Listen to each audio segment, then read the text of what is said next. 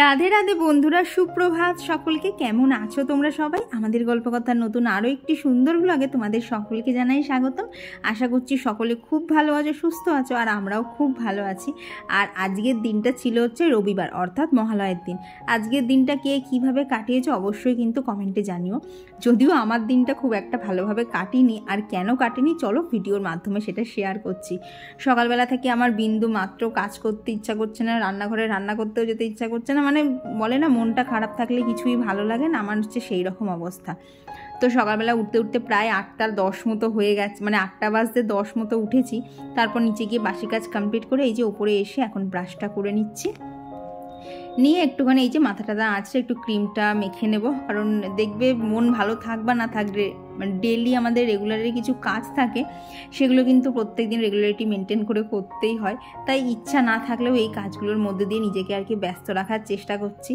তো আজকে না সকালবেলা আগে যাবো হচ্ছে একটুখানি ছাতে, কারণ এখন তো যখন তখন বৃষ্টি চলে আসছে। এবার না যদি রেখে দেই না যে একবারে ঠাকুরের জামাকাপড় সব বুধবারে কাচবো, তখন বুধবারে যদি বৃষ্টি চলে আসে, তো সেই জন্য ভাবলাম আজকে রবিবার, কৌশিক বাড়িতেও আছে, তাহলে আমি কেচে মেলে দেই। যদি মাঝখানে বৃষ্টি আসেও ও টুক করে তুলে নিতে পারবে, আমাকে রান্না করতে করতে আর মানে করতে করতে ওপরে ছুটে আসতে হবে না। তো সেই জন্যেই সকালবেলায় দেখো ওইদিকে কৌশিক গোপালকে ঘুম থেকে তুলতে গেছে, আমি এই যে ঠাকুরের যে জামা কাপড়গুলো ছিল সেগুলো নিয়ে ছাদে চলে এসেছি। এবার এই যে কেচে এখন আগে মেলে দিচ্ছি, কারণ সকালবেলার দিকে দেখলাম মোটামুটি আকাশ দেখো ভালোই কিন্তু পরিষ্কার, হালকা হালকা রোদও রয়েছে, তো শুকিয়ে যেতে কোনো সমস্যা হবে না। তো চলো এগুলো হয়ে গেছে, এখন নিচে যাই। গুড মর্নিং সকলকে। তো এই ছাদ থেকে নেমে এলাম, আর ঘড়ির দিকে কি দেখাবো দেখলে তোমরা বলবে এত লেট। এই যে 9:10 এখনও এখানে বিছানা পড়ে রয়েছে। ওইদিকে ওই দেখো চেয়ারে এক চেয়ার জামা কাপড়, এখানে জামা কাপড় ঝুলছে, তো এগুলো সব এখন গোছাবো। তবে আজকে মহালয়, তোমরা কেমন করে দিনটা কাটাচ্ছ অবশ্যই জানিও। আমার দিনটা হয়তো কেটে যাবে, কিন্তু আমার কিছু ভালো লাগছে না, কারণ কৌশিককে আবার আজকে বেরিয়ে যেতে হবে, যার জন্য এই যে জামা কাপড়গুলো দেখছো না, এগুলো কালকে সব কাচতে হয়েছে, কারণ ওইগুলো আজকে সব নিয়ে যাবে। তো এখন ঘরটারগুলো গোছাবো, দেন ওর ব্যাগ প্যাক করতে হবে। আমার আর ভালো লাগে না, সব ভালো লাগে, পুজোর সময় যদি বাড়ি না থাকে ভালো লাগে। আর দেখবে এখন তো মহালয় হয়ে যাওয়া মানেই একটা বেশ পুজো পুজো আমেজ, তার মধ্যে পুরো সপ্তাহটাই আমার গেল, আর ভালো লাগছে না। অন্যবার তাও সকালবেলা উঠে টিভিটা ঘুম ঘুম চোখে হলেও তাকাই, আজকে সকালবেলা এত মনটা খারাপ লাগছে, টিভিও চালাতে ইচ্ছা করেনি, ঘুম ভেঙেছিল। আর সব থেকে হাসির শুনবে, একজনে এখানে যেটা কালী পটকা বলে, লাল লাল কালারের লম্বা লম্বা হয়, তো সেই বাজি ফাটাচ্ছে। আর আমি ঘুমের ঘরে ভাবছি এই ভোর 5টার সময় কে বেলুন ফাটাচ্ছে। তারপর অনেকক্ষণ মাথায় আসার পর তখন বললো না, আজকে বেলুন ফাটাবে কেন, আজকে তো মহালয়, বাজি ফাটাচ্ছে। ওর বাজির শব্দ শুনে আমি জানলা দিয়ে না খুলে দেখতে গেলাম কে ফাটাচ্ছে, দেখতে পাই কি না। কাউকে দেখতে পেলাম না, আবার আমি জানলা বন্ধ করে শুয়ে পড়েছি। এই হচ্ছে আমার মহালয়। দেখবে যত আমরা বড় হই না, আস্তে আস্তে এই আনন্দগুলো কোথায় যেন একটা ফিকে মতো হয়ে যায় না, এটা আমার তো খুব রিয়ালাইজ হয়। আগে কত আনন্দ করতাম, এখন সব আনন্দ কোথায় যেন চলে গেছে। তো যাই হোক, আর বেশি বকবক করবো না, কাজ করতে করতে বকবক করি, কারণ সময় অনেকটা হয়ে গেছে, এখনও ঘরের কাজ ছেড়ে নিচে যেতে হবে। আর কৌশিক ওদিকে বেরোবে 5টার সময়, তার আগে সব কিছু সারতে হবে। তো চলো কাজে লেগে পড়ি, যখন পরিস্থিতি যেরকমই হোক না কেন মানিয়ে তো নিতেই হবে, বলো। তো শুনতেই তো পেলে সকাল সকাল কেন মনটা এত খারাপ। দেখবে পুজোর সময়, স্পেশালি দেখবে দুর্গা পুজোর সময় না, আমরা প্রত্যেকেই চাই যে আমাদের কাছের মানুষগুলো সব চোখের সামনে থাকুক, সবাই মিলে গল্প আড্ডা ঠাকুর দেখা এইসব হবে। কিন্তু সেখানে যদি মানুষগুলো বাড়ি না থাকে, তাহলে কি আর বলো পুজোর আনন্দটা পুজো লাগে? তো আজকের দিনটাও সেই রকমই ছিল। ওই মহালয় বলে আমার মনের মধ্যে বিন্দুমাত্র আনন্দ নেই। ছিল আনন্দ, যখন থেকে জানতে পারলাম ওকে আবার চলে যেতে হবে, তখন থেকে আনন্দটা একদমই চলে গেল। এমন কি জানো, আমি ভেবেছিলাম আজকে সকালবেলা আর কি টিফিনে লুচি আলুর দম এইসব করব, কিন্তু পরের দিকে না রান্নাঘরে গিয়ে না আমার আলুর দমের আলু কাটতে ইচ্ছা করলো, না ময়দার লুচির ময়দাটা মাখতে ইচ্ছা করলো, কিচ্ছু ভালো লাগছিল না। মনে হচ্ছিলো দূর বাবা, এই তো চলে যাবে। আর স্পেশালি জানো আজকে মনে হচ্ছে না সময়গুলো একটু বেশি তাড়াতাড়ি চলে যাচ্ছে। আমি তো শুধু গুনছি আর কতক্ষণ কৌশিক বাড়ি আছে, আর কতক্ষণ কৌশিক বাড়ি আছে। এমনিতে তো দেখো ও সকালবেলা বেরোয়, রাত্রে ঢোকে, তো সেই দিক থেকে দেখতে গেলে শুধু রবিবারটাই থাকে যেখানে দুজনে একসঙ্গে সারাটা দিন কাটানো যায়। যদিও কাজের মধ্যে দুজনেই ব্যস্ত থাকে, ও থাকে বাইরের কাজ আর আমার থাকে ঘরের কাজ, তবু ওই যে বাড়িতে আছে এটাই একটা যেন মেন্টাল স্যাটিসফ্যাকশান কাজ করে। কিন্তু সেদিকে আজকে আবার হাফ দিন, তার মধ্যে আজকে আবার একটা স্পেশাল দিন, তার মাঝখানেও চলে যাচ্ছে। সব কিছু মিলিয়ে না আমার মনটা আজকে এতটাই অস্থির হয়ে রয়েছে, মনে হচ্ছে না আর কদিন আগে চলে গেলে ভালো হতো, তাহলে এই সময়টা বাড়ি থাকতো। কিন্তু সব কি আর নিজের মনের মতো হয়? ওই জন্য যখন যেটা হয় তখন কিন্তু অনেক সময় অ্যাকসেপ্টও করে নিতে হয়। তো আমাকে ওই যে অ্যাকসেপ্ট করে নিতেই হয়েছে। তো এইখানে সমস্ত জামাকাপড়গুলো গুছিয়ে নিচ্ছি, কারণ অনেকগুলো জামাকাপড় বললাম না ও নিয়ে যাবে, আর যেগুলো নিয়ে যাবে না সেগুলো যেখানে যেটা রাখা সেখানে সেটাকে রেখে দিচ্ছি।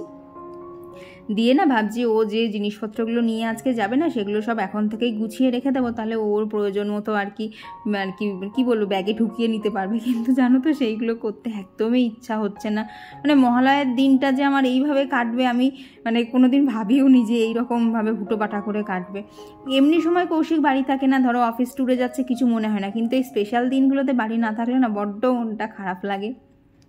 ওই কেমন যেন সব চুপচাপ মনে হয়। স্পেশাল ডেতে একটু হই হুল্লোড় হবে, সেটাই তো বেশি ভালো লাগে, তাই না বলো? কিন্তু কৌশিক বাড়ি না থাকলে সেগুলো কিছুই হয় না।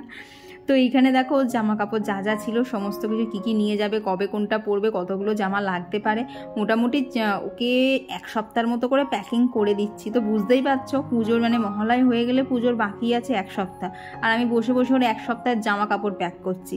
মানে কতটা কপাল খারাপ হলে মানুষের এই সব দিনগুলো জোটে বলো তো কপালে। এতদিন বাড়ি ছিল কেন বাবা? অফিস থেকে ওকে আগে পাঠাত? তা না, ঠিক পুজোর মুখে মুখে। আর সত্যি কথা বলতে কৌশিকেরও যাওয়ার ইচ্ছা নেই, কিন্তু এখন দেখো যতই হোক কাজ তো করতেই হবে, কাজ তো আর ছেড়ে দিলে চলবে না।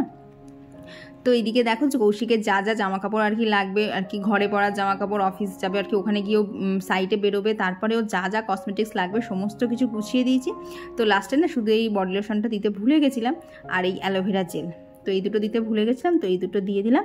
তো এইখানে যা যা জিনিস দেখছে সমস্ত কিছু খাটের ওপর রেখে দিলাম, ওর যখন সময় হবে ও ভ্যাগে পড়বে। নাহলে কি হয় বলো তো, যদি কোনো কিছু ওর যদি খুঁজেও না পাই তখন তো আর আমি গিয়ে ওকে খুঁজে দিতে পারবো না। তো ওই জন্য ওকে বলি সব কিছু জিনিসপত্র তুমি ঢোকাবে, মানে তোমার সামনেই আমি ব্যাগে ঢোকাবো, তাহলে কি কি নেওয়া হচ্ছে না হচ্ছে সমস্তটা তোমার মনে থাকবে, তাহলে তোমার খুঁজে পেতেও সমস্যা হবে না। তো চলো এদিকে হালকা পাতলা কিছু রাস্টিংয়ের কাজ আছে, সেগুলো করতে করতে তোমাদের সাথে কিছু কমেন্ট শেয়ার করি। আমার গত ভিডিওতে অঙ্কনা ডেইলি লাইফস্টাইল থেকে দিদিভাই বলেছো যে সুস্মিতা তোমাকে একটা কথা বলি, তুমি ওই যে এক্সারসাইজটা করছো না ওটা কিন্তু একটু চেষ্টা করবে সকালবেলার দিকে করার, কারণ কাজকর্ম করার পর অলরেডি আমাদের শরীরটা অনেকটাই ফ্লেক্সিবল হয়ে যায়, যার কারণে তখন কিন্তু এক্সারসাইজটা করলে খুব একটা ভালো ফল পাবে না। এই জন্য বলছি ঘুম থেকে ওঠার সাথে সাথেই করতে। কি বলো তো দিদি, এটা আমি জানি, এটা অনেকে আমাকেও বলেছে যে ঘুম থেকে ওঠার পরেই করতে, মানে যেখান থেকে আমি ব্যায়ামগুলো দেখেছি সব জায়গাতেই বলেছিল সকালের দিকে, কিন্তু দেখো সকালের দিকে তো উঠেই আগে রান্নাঘরে ঢুকতে হয়। এইবার আর একটা জিনিস, এটা তো একটা হলো রান্নাঘরে ঢুকতে হয় যার জন্য সময় থাকে না, আর একটা কি সমস্যা হয়ে যায় বলো তো, আমি এটা দেখেছি সকালবেলা না ঘুম থেকে উঠলে ওই তুমি যেটা বললে না বডি ফ্লেক্সিবল হওয়ার ব্যাপারটা, সেটা কিন্তু সকালবেলা আমার থাকে না, যার জন্য তখন যদি আমি মানে ব্যায়ামগুলো করতে যাই না আমার প্রচণ্ড কষ্ট হয়। ওই একটা ব্যায়াম আগের দিন দেখালাম না, মানে বসে নিয়ে মানে সিদ্ধাটাকে পুরো নিচুর দিকে করা, ওটা আমি দেখেছি একটুখানি বডিটা আমার ফ্লেক্সিবল হয়ে গেলে না করতে অতটা কষ্ট হয় না, কিন্তু একদম সকালে যদি করতে যাচ্ছি না ওই জিনিসটাই আমি করতে পারছি না, মানে হাফ ঝুঁকি আর আমার হাত আর বাকি হাফটা আমি ঝুঁকতে পারছি না, এত কোমরে লাগছে। তো সেই জন্যই না এখন মানে নতুন তো বডিটা এক্সারসাইজ করতে করতে একদম আর কি ফ্লেক্সিবল মতো হয়ে যাক, তখন আবার সকালবেলা করে শুরু করবো। এখন যেহেতু বহুত দিন পর শুরু করেছি না, এখন এক্সারসাইজটা করতেও আমার খুব কষ্ট হচ্ছে, প্লাস করার পরেও মনে হচ্ছে আমি শুয়ে থাকি, আমি আর উঠতে পারছি না, তখন যেন আরও গা হাত পা ব্যথা লাগছে। তো এই তো হচ্ছে ব্যাপার। তো আর কত ভিডিওতে কমেন্ট করেছিল ছোট্ট পাখি আইটি থেকে দিদিভাই, টুম্পা দিদিভাই আর লোপা মুদ্রা দিয়ে লিখেছো কাকিমার ছাদের ফুল নিয়ে কোনো কথা বলা নেই, খুব সুন্দর। হ্যাঁ গো, মার ছাদে এত ফুল ফোটে, আমি চেষ্টা করেও মান হতে পারি না। মার তো একদিন গাছে জানো যতগুলো মার কি গাছ আছে জবা ফুলের গাছ, মার তো একদিন তো 20-30টা করে জবা ফুল হয়ে যায়, এত ফুল ফোটে। তো যাই হোক, ওপরের সমস্ত কাজ ছেড়ে এই যে নিচে চলে এসেছি, আর প্রথমেই এখানে কৌশিকের জন্য জোয়ানটা রেডি করছি, কারণ ও রিসেন্টলি প্রচণ্ড গ্যাস অম্বল হচ্ছে। একদিনকে শুনবে কি হয়েছে, তোমাদেরকে তো এটা বলাই হয়নি। একদিনকে এরকম অফিসে কার বার্থডে ছিল সেখানে বিরিয়ানি খাইয়েছে, তো যথারীতি খেয়ে টেয়ে বাড়ি এসছে। এইবার না যখন ট্রেনে করে আসছিল তখন ওর না গ্যাস হয়ে গেছিলো। এবার না জানো যেই বাড়ি এসছে চেয়ারে বসে থাকতে থাকতে পুরো সেন্সলেস হয়ে মাথায় পড়ে গেছে, মানে নিচে পড়ে গেছিলো। সেদিনকে আমি এত ভয় পেয়ে গেছি, কারণ ওকে তো কোনোদিন ওইভাবে দেখিনি, মানে আমি ভয়ে আমার হাত পা ঠান্ডা হয়ে যাচ্ছিলো। তো তারপর থেকে এই যে ওর ব্যাগে সবসময় এরকম করে জোয়ান রেডি করে দেয় আর কি, জোয়ানটা ড্রাই রোস্ট করে ওর মধ্যে লেবুর রস আর বিট লবণ দিয়ে একটুখানি রোদে শুকিয়ে দেই, তারপরে কোটোয় ভরে দেই। ওকে বলেছি তোমার যখনই বুঝবা যে না গ্যাস অম্বল মতো হচ্ছে, শরীরটা ভালো লাগছে না, তখনই একটুখানি খেয়ে নেবে, তাহলে গ্যাসটা নেমে গেলে আর অতটা অসুবিধা হবে না। আর ভাবো তো এই যে দুর্ঘটনাটা ঘটলো এটা বাড়িতে ঘটেছে, তাই এটা যদি রাস্তাঘাটে ধরতো, বাপরে আমি তো ভাবতেই পাচ্ছি না, আমি তো মানে সেই দিশেহারার মতো হয়ে যেতাম। তো ওইদিকে জোয়ান রেডি করে দিয়ে এখানে না আজকে একটু সিমুয়ের পায়েস করছি। আর এটা কি দিচ্ছি বলো তো, এটা হচ্ছে খেজুরের গুড়। সেই কৌশিক গতবার শীতকালে এনেছিল, আমি খানিকটা তুলে রেখে দিচ্ছি, খানিকটা এই ঝোলের গুড় রেখেছিলাম আর কি লিকুইড গুড়টার, খানিকটা না পাটালিও রাখা আছে, ওটাও ভেবেছি একদিন পায়েস করবো। হেব্বি লাগে জানো তো আমার এই গুড়ের পায়েস খেতে। তো ওদিকে পায়েসটা ফুটতে দিয়ে এদিকে সমস্ত মাছগুলো ধুয়ে নিয়েছি। তো আজকে রান্না করব হচ্ছে চুনো মাছের বাটি চচ্চড়ি করবো, তার সাথে হচ্ছে দই কাতলা করব। আজকে চিকেনও করতে ইচ্ছা করছে না, আর করতেও ইচ্ছা করছে না। আর বাপিকে না গতকাল জিজ্ঞেস করা হয়েছিল যে মহালয়া উপলক্ষে তুমি কি খাবে, তো বাপি বললো মাংস না করে মাছ হলেই ভালো হয়। তা কৌশিকে বললাম থাক তাহলে, বাপি যতক্ষণ মাছই খেতে চাইছে তাহলে মাছই নিয়ে আসো, আজকে আর চিকেন আনতে হবে না। আর সত্যি কথা বলতে মুডটা ভালো নেই, তো ওই খাওয়ার দিকে আর অত ঝোঁক নেই, মনে হচ্ছে একটা কিছু পেলেই হলো, মানে খেয়ে নিতে পারলেই হলো। যাই হোক, তো এইদিকে হচ্ছে পাবদা মাছ এনেছিল আর চিংড়ি মাছ, সেগুলো হচ্ছে আগামী দুদিন ধরে আমার আর বাপির চলবে, ওই যার জন্য মাছও অল্প অল্পই আনা হয়েছে। কৌশিক তো আজকে বিকেলেই বেরিয়ে যাবে। তো এইদিকে দেখো চুনো মাছের মধ্যে নুন, হলুদ, জিরের গুঁড়ো, ধনের গুঁড়ো, সর্ষের তেল আর সামান্য কাশ্মীরি লঙ্কার গুঁড়ো অ্যাড করেছি, করে এই মাছটাকে এইভাবেই ম্যারিনেট করে নিচ্ছি। মানে বাটি চচ্চড়ি সুস্মিতা দিদিভাই যেভাবে বলেছিল সেইভাবেই করব, তবে ওই আলু আর বেগুনটা না আগে একটুখানি ভেজে নেব, মনে হলো যেন ওরকম করলে একটু বেশি ভালো হবে, সেই জন্য। তো আর এদিকে করবো তো দই কাতা, তো সেই জন্য দেখো মাছগুলোতে নুন, একদম সামান্য পরিমাণে হলুদ, কারণ যেহেতু সাদামাটা একদম কৌশিক খেতে চায় না, তো সামান্য পরিমাণে হলুদ দিয়েছি আর গোলমরিচের গুঁড়ো, তো সেইটা দিয়ে মাছটা ম্যারিনেট করে নিয়েছি। নিয়ে ওইদিকে মোটামুটি গুছিয়ে রেখে এবার এখানে এখন আজকে পাস্তা বানিয়ে নিয়েছি। বললাম না ভেবেছিলাম লুচি আলুর দম করবো, কিন্তু রান্নাঘরে এসে আর করতে ইচ্ছা করলো না, তো দেখলাম অগত্যায় পাস্তা রয়েছে ঘরে, পাস্তাই করে ফেলি, খাওয়া নিয়ে তো কথা। মানে আজকে কি বলো তো, একটা যে স্পেশাল দিন, আনন্দ করে একটু ভালো রান্না বান্না হবে, খাবো, গল্প করব, সেই জিনিসটাই সকাল থেকে আর নেই। একদম মানে সেই অসহ্যকর লাগছে দিনটা, মনে হচ্ছে এই দিন কটা কবে শেষ হবে। 7টা দিন যেন আমার একটা দিনের মধ্যেই সমস্তটা যেন শেষ হয়ে যায়, এই সব সারাদিন শুধু মাথার মধ্যে ঘুরছে। মানে বলে না মুড ভালো যদি না থাকে মাংস ভাত খেয়েও শান্তি পাওয়া যায় না, আমার আজকে দিনটা গেছে ঠিক সেই রকম। তো আর গত ভিডিওতে কমেন্ট করেছিল বাংলাদেশি ব্লগার মম স্নেহা থেকে দিদিভাই, তো দিদিভাই লিখেছে গত বছর তোমার ভিডিও দেখেছি, আবার এই বছরও তোমার ভিডিও দেখছি। কেন দিদিভাই, মাঝে কি তুমি দেখতে না? কারণ তোমার এই নামে কমেন্ট কিন্তু আমি অনেক দিন পাইনি। তো আর কমেন্ট করেছিল মুস্কান আইডি থেকে দিদিভাই, মাহিমুন আইডি থেকে দিদিভাই লিখেছো যে তুমি মাল্টি কালার সেটটা ব্লু কালারের অর্নামেন্টস দিয়ে কম্বিনেশন করো, ভালো লাগবে। থ্যাংক ইউ গো বলার জন্য, চেষ্টা করে দেখবো যদি সব জিনিসপত্র থাকে। আর কমেন্ট করেছিল আয়ুষী, তো আয়ুষী লিখেছো যে তোমার ব্যস্ত জীবনে এক্সারসাইজকে অ্যাড করেছো, দেখে খুশি হলাম। আর অ্যাড করা এক্সারসাইজ, মানে এক্সারসাইজ করতে গিয়ে এক কষ্ট হচ্ছে, এক্সারসাইজটা করার পরে এক কষ্ট হচ্ছে, কী যে বলবো, আমি যে কী জ্বালায় পড়েছি না। তবে জানো তো কষ্ট করে করেও না কোমরের ব্যথাটা অনেক ছেড়ে গেছে। আগে যেমন মানে নাড়াতেই পারতাম না, একটু বেশি কাজ করলেই ক্লান্ত হয়ে যেতাম, সেই জিনিসটা জানো তো একেবারেই চলে গেছে। তো ওই জন্য ঠিক করেছি এই যে এক্সারসাইজ শুরু করেছি, এখন আমি যদি সুস্থ হয়েও যাই, কোমরের ব্যথা যদি একদম কমেও যায় না, তবুও কিন্তু আমি ছাড়বো না, আমি কম বেশি সবসময় করতেই থাকবো। তো ওইদিকে দেখো কথা বলতে বলতে তো মাছ চচ্চড়িটা রান্নাই হয়ে গেল। তো রেসিপি আর শেয়ার করলাম না, কীভাবে করেছি তো দেখতেই পেলে। ওই আলু বেগুনটা ভেজে নিয়ে যে ম্যারিনেট করা মাছটা ছিল সেটা দিয়ে মিনিট 10-15 মতো ফুটিয়েছিলাম, তাহলেই বাটি চচ্চড়ি হয়ে গেছে। আর এখানে বানাচ্ছি হচ্ছে দই কাতলা। তো এইদিকে এক রাউন্ড কাতলা মাছ ভাজা হয়ে গেছে, আর এদিকে আর এক রাউন্ড ভেজে নিচ্ছি। আর কি বলো তো, মাছগুলোর গায়ে এরকম দাগ হয়ে গেছে, ওই গোলমরিচের গুঁড়ো মাখানো ছিল না, সেটাই আর কি জমাট বেঁধে এইরকম দাগ হয়ে গেছে।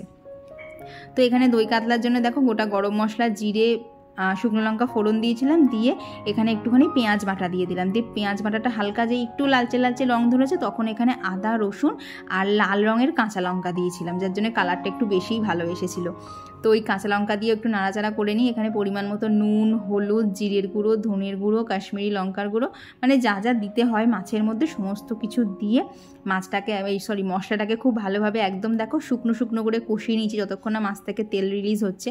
তারপর এখানে দিয়ে দিলাম হচ্ছে কাজু বাদাম, টক দই আর একটুখানি চারমগজ দিয়েছিলাম। তো সমস্ত কিছু ভালোভাবে একসাথে দইয়ের সাথেই পেস্ট করে নিয়েছিলাম, তো সেটাও এর মধ্যে দিয়ে দিয়েছি। দিয়ে যেই ওটার থেকেও তেল ছাড়তে শুরু করে দিয়েছে, এই যে পরিমাণ মতো জল দিয়ে দিয়েছি, দিয়ে মাছগুলো দিয়ে ফোটালেই ব্যাস আমার দই কাতলা একদম রেডি। কিন্তু জানো তো, দেখবে মাছ রান্না যত তাড়াতাড়ি হয় চিকেন রান্না কিন্তু অত তাড়াতাড়ি হয় না। তো সেই জন্যই আজকে আমার আরও মাছ করার ইচ্ছা ছিল, অন্য কিছু করতে ইচ্ছাই করছিল না। তো এখানে না একদম রান্না নামানোর আগে একটু গরম মশলা দিয়েছিলাম আর একটু রোজ ওয়াটার দিয়েছিলাম। এখানে দেওয়ার দরকার ছিল কেওড়ার জলটা, কিন্তু ওটা আমার কাছে ছিল না বলে আমি একটু রোজ ওয়াটারই দিয়েছিলাম। এত সুন্দর একটা গন্ধ হয়েছিল না, খেতে কিন্তু দারুণ লাগছিল। তো তোমরাও একবার এভাবে ট্রাই করে দেখো, রান্না শেষে একটুখানি কেওড়ার জল বা গোলাপ জল দিয়ে দেবে। তো আর গত ভিডিওতে কমেন্ট করেছিল চুমকি দিদিভাই, সুশীলা দিদিভাই, বৈশালীনাথ দিদিভাই, চৈতালি ঝর্ণা এজেন্সি থেকে দিদিভাই, ঘরকন্যা সুস্মিতা থেকে দিদিভাই লিখেছে দশমীর ভিডিও দিও, কারণ সেদিন খেলাটা মিস করতে চাই না। হ্যাঁ গো, ভিডিও তো আমি করে রাখবো, কিন্তু সেটা পেতে পেতে তোমাদের একটু আধটু লেট হবে, কারণ বুঝতেই তো পারছো পুজোর সময় ঠাকুর দেখা ফাঁকা থাকে। যদিও কৌশিক কবে আসবে আমি জানি না, ওই নিয়ে আমি এখন কোনো মাথা ব্যথাই করছি না। তবুও চেষ্টা করব সমস্ত ভিডিও তুলে রাখার, আর লেট হলেও পুজোর কটা দিনের সমস্ত ভিডিও তোমাদের সাথে শেয়ার করার। তো এইদিকে রান্নাঘরের সমস্ত কাজ টাজ হয়ে গেছে। আর এই যে বোনের জন্মদিনে সেই আইসক্রিম বাড়ি নিয়ে চলে এসেছিলাম, মানে ও আইসক্রিমটা দিয়েছে গত রবিবারে, সেটা খাওয়া হচ্ছে আজকে রবিবারে। তো এটা অরুণ আইসক্রিমের একটা আইসক্রিম, তবে জানো তো ফ্লেভারটা কেমন স্ট্রবেরি মতো, যেটা আমার খেতে একদমই ভালো লাগেনি, তাই পুরোটাই কৌশিককে দিয়ে দিয়েছিলাম। মানে ওর থেকে একটু খেয়েছিলাম, তো যথারীতি আমার সেরকম একটা ভালো লাগেনি বলে পুরো আইসক্রিমটাই ওকেই দিয়ে দিয়েছি। আর এই যে বেরোবে সকাল থেকে অফিসের এ ফোন করছে, ও ফোন করছে, সে ফোন করছে, মানে অসহ্যকর যাচ্ছিল আজকে দিনটা আমার। আর এরই মধ্যে দেখো এই যে আগে এখন যে বাঁদিকের বিড়ালটা দেখছো না, এ সবসময় এসে থাকে, আজকে দেখি ও আবার সাথে করে একটা বন্ধুও নিয়ে এসছে। মানে মহালয় বলে সবাই আজকে আনন্দে নাচছে, এক্সেপ্ট মি। তো আর গত ভিডিওতে কমেন্ট করেছিল দেবনন্দরা হাজরা দিদিভাই, তুমি লিখেছো যে তোমার আমার যে লাল শাড়িটা আছে সেটা তোমার ব্লু কালারের। হ্যাঁ গো, লাল নীল সমস্ত কালারই কিন্তু ওই শাড়িটা খুব ভালো লাগে। তো সকালবেলা তো আর মহালয় চালাইনি, তাই রান্নাবান্না সেরে ওপরে এসে এই যে মহালয় চালিয়ে করছিলাম সব থেকে অস্থিরজনক কাজটা, সেটা হচ্ছে কৌশিকের ব্যাকপ্যাক করা। তো এই করছিলাম, তারপরে স্নান সেরে পুজো। তো আর গত ভিডিওতে কমেন্ট করেছিল মিঠু, তো তুমি লিখেছো যে আমার ইয়েলো কালারের টপ আর প্যান্টের লিঙ্ক পাওয়া যাবে কিনা। তো ওগুলো তো আমার অফলাইন থেকে কেনা, তো আমি যদি অনলাইনে কোথাও যদি আমি খুঁজে পাই অবশ্যই আমি ট্যাগ করে দেবো, তবে এই মুহূর্তে আমার কাছে কোনো লিঙ্ক নেই, যদি পাই অবশ্যই শেয়ার করে দেবো। আর কমেন্ট করেছিল দ্য স্যান্ড স্টোরি থেকে দিদিভাই, পুষ্পা জয়াস্টারি ব্লগ থেকে দিদিভাই। আর কমেন্ট করেছিল হচ্ছে কণিকা দাস দিদিভাই, কাবেরী সূত্রধর দিদিভাই, দীপর্ণা চন্দ্রা সাহা দিদিভাই, দেবনন্দা হাজরাদি, আর আসিফ ফারজানা থেকে ফারজানা দিদিভাই। তো তোমাদের সকলকে জানাই অসংখ্য ধন্যবাদ। তো এরপর দুপুরবেলা পুজো টুজো দেওয়ার পর দেখলে তো কারেন্ট চলে গেছিলো, অন্ধকারেই হাতড়ে হাতড়ে পুজো দিতে হয়েছে।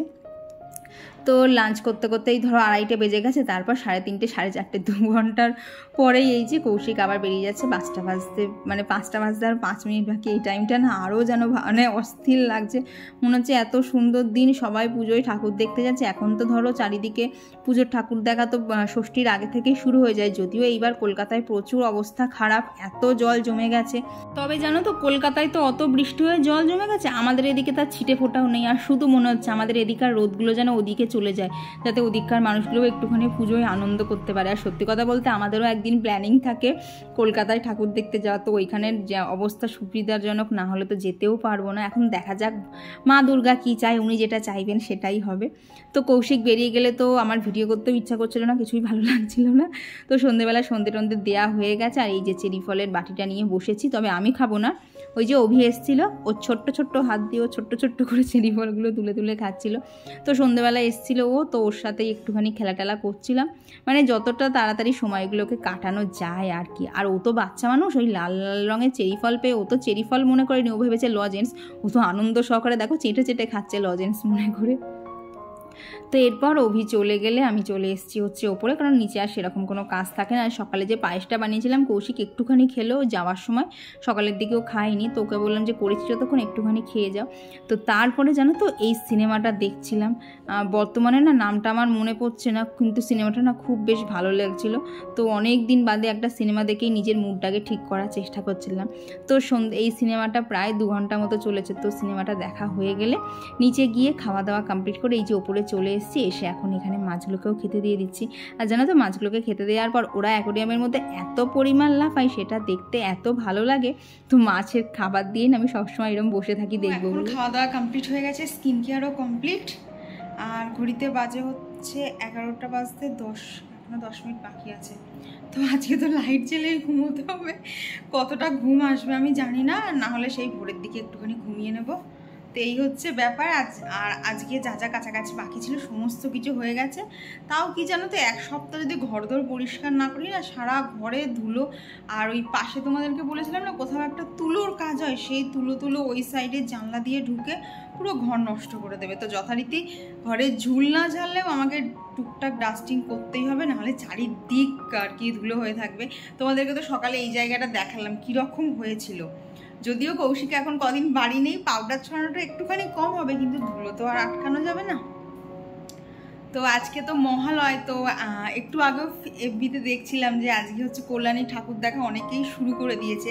তো তোমরা কারা কারা আজকে ঠাকুর দেখতে গেছো জানিও তো। আমার তো দেখছো, আমি কি ঠাকুর দেখবো, আমি বসে বসে নিজেকেই দেখি, কারণ কৌশিক বাড়ি আসবে তারপর তো ঠাকুর দেখা। তো চলো আজকের ভিডিওটা এখানেই রাখছি। ভিডিওটা তোমাদের কেমন লাগলো অবশ্যই জানিও, ভালো লাগলে প্লিজ একটা লাইক করে দিও। তো চলো আজকের জন্য সবাইকে গুড নাইট, টাটা।